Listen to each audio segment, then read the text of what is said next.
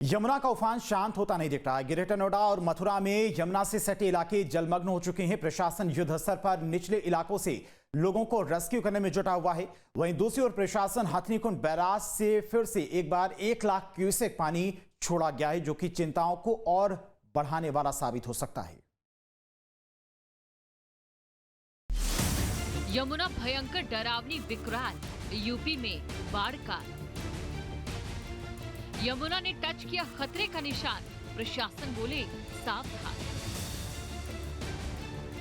यमुना में सैलाब है, आफत बेहिसाब है और इस बेहिसाब आफत से खतरे में जिंदगानी है, जिसकी वजह सिर्फ पानी है। वही पानी जो हथनीकुंड बैराज से लगातार छोड़ा जा रहा है, जिसके कारण यमुना नदी जो अपने शांत रूप में बहा करती थी, अब रौद्र रूप धारण कर चुकी है। दिल्ली से होते हुए यमुना में छोड़ा गया पानी यूपी पहुंच चुका है, जिस वजह से खेत जलमग्न है। आसमान से दिखता नजारा भी चिंताजनक मालूम पड़ रहा है। ड्रोन कैमरों से रिकॉर्ड की गई मथुरा नगरी की इन तस्वीरों को देख लीजिए, क्योंकि ये तस्वीरें पहले से थोड़ी अलग नजर आ रही है। कभी इन तस्वीरों में मथुरा पहुंचने वाले श्रद्धालुओं की भीड़ हुआ करती थी, मगर आज सिर्फ जल प्रलय का मंजर दिखाई दे रहा है। दूर दूर तक जहां नजर जा रही है, सिर्फ पानी ही पानी। निचले इलाकों में मौजूद इन घरों में यमुना का पानी घुस चुका है। ड्रोन कैमरे से ली गई तस्वीरें डरावनी हैं, क्योंकि इन तस्वीरों में आप देख सकते हैं कैसे यमुना के उफान ने पूरे इलाके को अपनी जद में ले लिया। गली मोहल्लों की तस्वीरों को भी अगर आप देखें तो गली में पानी घुटनों तक भर चुका है। बड़े बुजुर्ग निकलने के लिए ट्यूब का सहारा ले रहे हैं। लोगों के घरों में पानी घुस जाने के कारण जिंदगी अस्त व्यस्त हो चुकी है। मथुरा में यमुना का जलस्तर लगातार बढ़ता जा रहा है और तमाम ऐसी कॉलोनी हैं जो जलमग्न हो गई हैं। वहां पर बाढ़ जैसे हालात हो गए हैं। इस समय हम गोकुल बैराज के समीप काना धाम कॉलोनी में है। वहां की तस्वीरें देखिए कि किस तरीके से जो लोग हैं वो घरों में कैद हो गए हैं। यहाँ पर प्रशासन द्वारा भी कोई मदद नहीं दी गई है। पीछे की तरफ भी जो लोग हैं वो अपने घरों के बाहर खड़े हैं, यानी यहाँ आना जाना लोगों का पूरी तरह बंद हो गया है। वो यही मांग कर रहे हैं कि प्रशासन जल्द से जल्द उन्हें मदद मुहैया कराए और जो हालात हैं यहाँ पर बिगड़ते जा रहे हैं। देखिए एक बुजुर्ग सामने से आ रहे हैं, किस तरीके से जो लाठी है उनके हाथ में है। गहराई पानी की नापते आ रहे हैं कि अगर कोई गड्ढा ना हो तो तमाम दहशत है लोगों के बीच। यहाँ पर सांप और कीड़े भी इस पानी में आ जाते हैं, तो लोगों में दहशत है कि किस तरीके से जो पानी है वो लगातार बढ़ता जा रहा है और लोग किस तरीके से इस पानी को पार कर शहर में अपने सामान लेने के लिए जाते हैं। दिनचर्या का जो सामान होता है वो आना जाना तमाम उनकी ऐसी आवश्यकता होती है जो सामान उन्हें बाजार से लाना पड़ता है। देखा जाए तो पानी इतना बढ़ चुका है कि बाइक टॉप फेल हो चुकी है, इसीलिए लोग यहाँ पर ट्रैक्टर का भी सहारा ले रहे हैं। तो वहीं कुछ लोग अब यहाँ से पलायन करने को मजबूर हो चुके हैं। छोटे छोटे बच्चे अपने सिर पर सामान रखकर यहाँ से बाहर जाने की कोशिश कर रहे हैं, क्योंकि यमुना का उफान अभी थमता नजर नहीं आ रहा।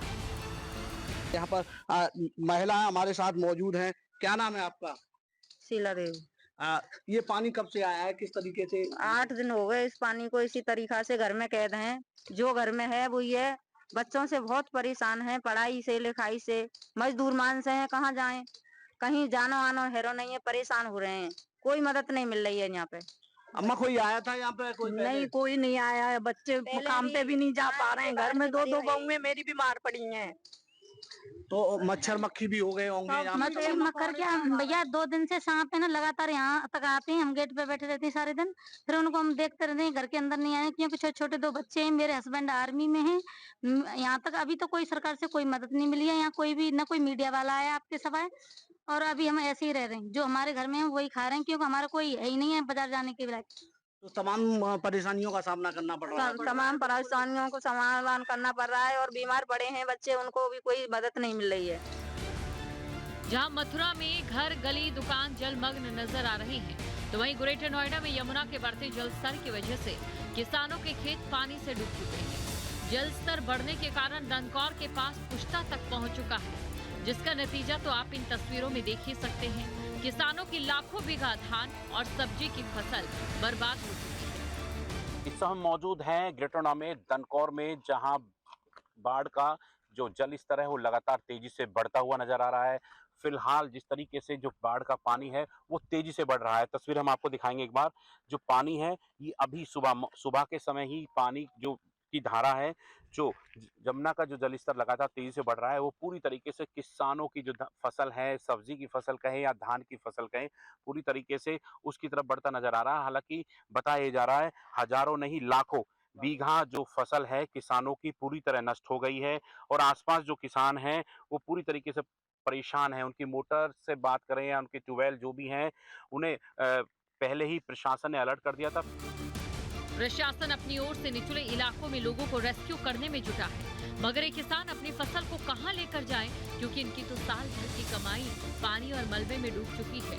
ऐसे में इनके लिए आने वाले वक्त में आर्थिक चुनौतियां और दिखाई दे सकती हैं। कितना बीघा फसल होगी भैया जो यहाँ पर नष्ट हो गई? लाखों हजारों बीघे जो फसल है धान की सब बर्बाद हो चुकी है, सब्जियां जितनी सब बर्बाद हो चुकी है, किसानों को इतनी समझ लो सब चीज खत्म हो चुका है। किस किस चीज की फसल लगती थी? फसल इस समय धान की ज्यादा है, सब्जी की ज्यादा है, दो ही फसलें ज्यादा था इस टाइम, बर्बाद हो गए कतई किसान। और बिल्कुल सब्जी में क्या क्या होता है? सब्जी में परमल है, घिया है, टमाटर है।